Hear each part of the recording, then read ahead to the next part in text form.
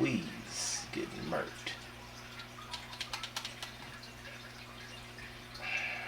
Teammate killed me.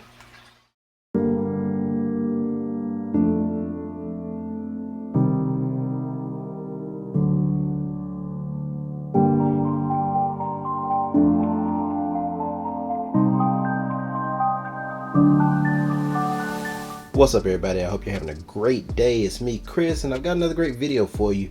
In this one we're going to be taking a look at the PlayStation 5 controller again, but we're going to be doing some additions. I think I finally got a handle on how to add a button on the back so that I can do the scuff jump for my FPS games. That's something that I desperately needed and wanted, and so I've got a controller that I've been playing with here. Now I have modified the buttons here, the analogs, so they just pop on and off like this. I actually used the two off my Astro controller that I'm no longer using because it's not compatible with the PlayStation 5. So these buttons are great, I like them a lot, and that's why I was using them. But I was able to pick up some new buttons that I think are going to be a little bit cooler and that I'm more interested in. I will put links to all this stuff in the description that I can, but this is the packaging anyway, and the presentation was very nice. When you open it up, we've got some clear buttons. They look pretty good and they're offset, so there's the dome shell of it, so real nice. You'll see me put these in. I'm gonna replace them so that they match this, kind of give you that icy effect. I was debating whether or not I wanted to put LED lights under them, and I'm probably not right now just because I don't really feel like wiring them in, if you want me to be honest. But I am going to add this specific button in, and this is just an old push button that I had lying around. Let's see if we can get a good focus on it. Nice and easy to find, and I want to put it on this side.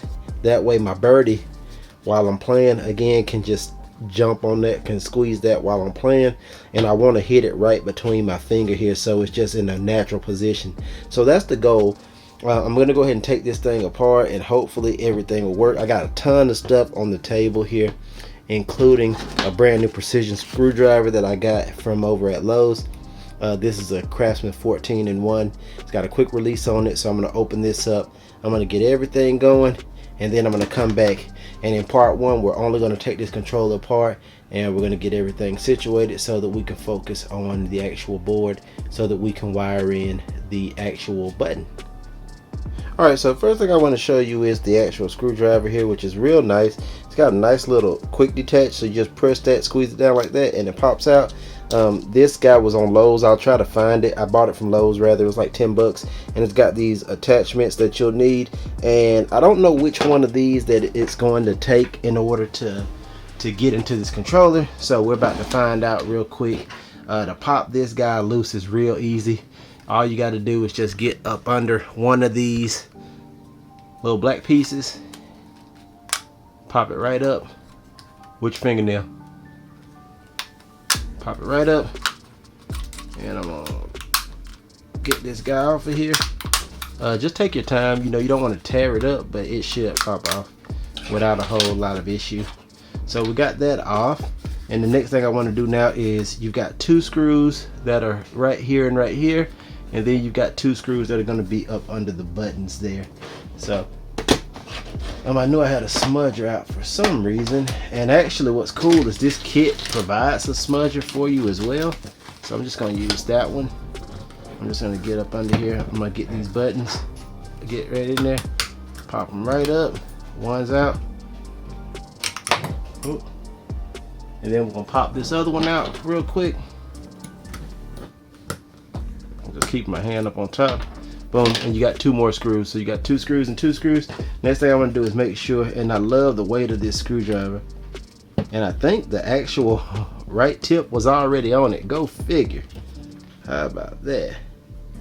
Looks like everything's coming right out, so we're going to go ahead and get rid of those. So we got one, and you guys, if you watched the other video, you've seen that before, or seen this before. We'll break this thing down and take a look. Two. Yeah, this is a great little screwdriver, and I like that it's got a little bit of extra length. My other one didn't, and it's nice and rubberized, so it's real comfortable. Super awesome investment. Not that, I mean, I take a lot of different stuff apart, so this is not necessarily just for the PlayStation, but PlayStation mods, but it's nice and I'm really digging it. Alright, so we got our initial 4 screws out, and I want to keep these together, so I'm going to move them over out of the way along with those buttons.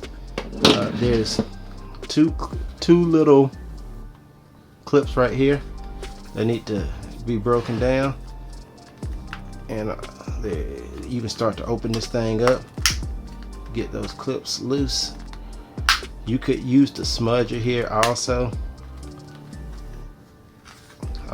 I'm making it harder than it is because there we go, everything's loose. I'm just gonna get it. There's a clip on the side, each side up here. Get this side clip going. There we go. And we'll pop the back right off. Now, what I need to see is where on this side I can put this button. And I think I want to put it right in here without it interfering. And it's gonna be a tight fit regardless. I'm not sure. I'm gonna go ahead and pop this battery out. Battery just pops right out like so. Trying to again see what the seating is gonna look like before I jump down in here and do anything, because I don't want to cut into this backing without having a good spot for this thing to live. And looks like, let me go grab a Sharpie and then we'll get this going. I'm just trying to find that spot, and I just marked it a little bit, and I just want to see if that lines up. And I think that's it. So I think I've got my spot, so I can take this back plate off and I can start cutting. Now it's a brand new controller, yikes, and I really got to be careful cutting into it because it is brand new. But you know, you just got to do what you got to do to make it happen. And so the way this button is, it's a longer button too. It's a screw-on type, so it's got to get in here quite a bit in order to sit. And I just need to make sure there's enough space, because it's such a big button and this is the one I want. I just got to make sure it'll live in that spot without causing me too much issue. And if I need to, I can trim a little bit with my Dremel here, I think, to make it work. So sorry I'm not showing you as much. I think that is a good spot. I'm gonna move the spot in just a little bit.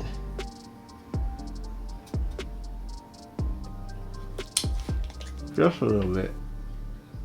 Alright, yeah. Alright, I think I got my spot. Alright, let me go ahead and find a drill bit to start off with. I'm gonna drill this out real quick. Shouldn't take too long at all. And we'll get to it.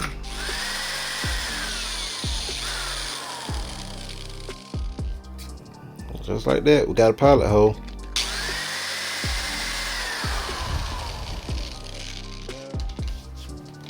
So I'll go up one, and what we'll do is we'll just keep going up until we get where we think we want to go, sizing wise, a little bit at a time.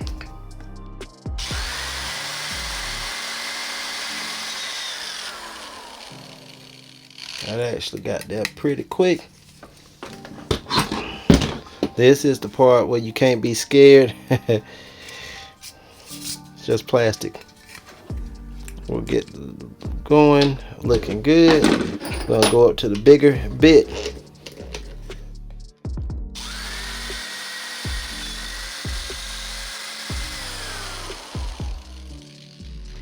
Now that we got the cutout done, let's see what we actually have.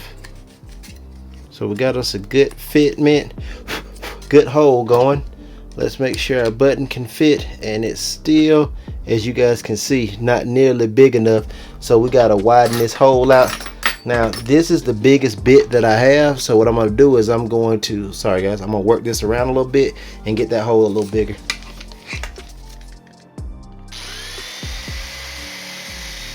Alright, we clean that up a little bit. I can still clean this. I've got a file, but I mean it's plastic, so I'm not gonna really get in here with a file. I do recommend that when you start to get close, that every couple of turns with the drill you check to make sure it goes in the way you want. And I'm pretty happy with the way this is fitting already. I'm gonna file off, oh, can you see that?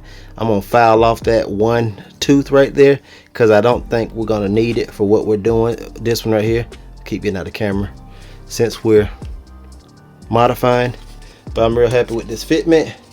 I'm gonna take this button out, and then we're gonna go ahead and switch to this wheel, and I'm gonna bump that off real quick, and yeah, we'll be good to go.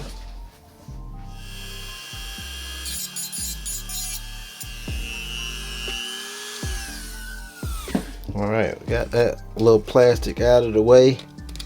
Just make sure nothing interferes with closing the case, so I can go back again with the file and clean this up. So what we wanted to do was get a hole going so that we can get this button in here and get it to fit. I'm pretty happy with where that is because you can't really see it, but I can get good pressure on it. So yeah, I'm pretty cool with that being right there. Alright guys, so just ran into a little bit of a hiccup. I'm going to go ahead and remove this all together. It doesn't really do anything. It's just really for extra support. So I'm going to take that out. The screw hole is down here, so it doesn't matter. So I'm going to cut this whole piece off. That way I can use this area for my button. I'm happy with this, even though I had to cut some more out. So let's see how it fits, because I have to put some sort of bracing on this button on the inside. Oh, and that fits so much better. Again, while it's not perfect, this is my first attempt, and it usually takes me a few attempts to get this. So I got it in here, and what I'm gonna do just to secure this a little bit better is I'm gonna probably hit it with a dab of glue just to make sure that it's doing what I need it to do.